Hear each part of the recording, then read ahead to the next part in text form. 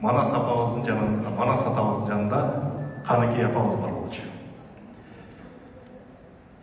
Жакып хандын жанында Черди Ханышабыз бар болчу. Алмамбет атканын жанында чырайлы болгон Курманжан апабыз бар болчу. Ошол себептен кыргыздарда аял киши менен эркек киши дайыма бир деңгээлде, бир жакадан баш чыгарып, бир жерден кол чыгарып, бири-бирине аска зор болуп, үй бүлөлүк тагдырындагы, жашоо тагдырындагы, көчмөн тагдырындагы бирге алып жүрчү.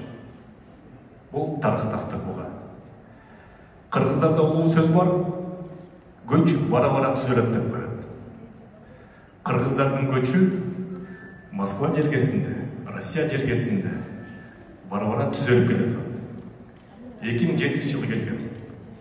Көчөдөн милициянын органдары качты. Көчө шыпырган мекендештер көп эле.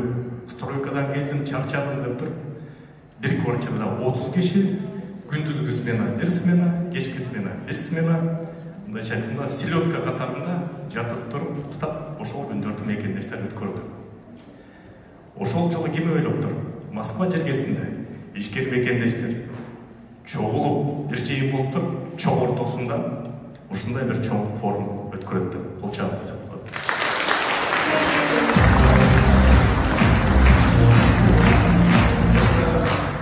Атыда аксакалыбыз отурат, калп айттырбайт. 30 жыл, 40 жыл мурун көчөнү кимдер шыпырчу эле? Татарлар шыпырчу. Москванын көчөлөрүн татарлар шыпырчу. Бүгүн татар туугандар мамлекеттин ар бир деңгээлинде өзүнүн ордун ээлеп, президенттин администрациясына чейин жетип отур. Жакынкы эле болгону 10 жылдын ичинде кыргыз мекендештер өзүнүн аракетчилдиги менен, умтулуусу менен Москва жергесинен көптөгөн көчөдөн кетип, көчө шыпыргандан кетип, стройкадан кетип, азыр чоң базарларда, азыр айтып отурушат 50дөн ашык таксопарк кыргыздардын мекендештер.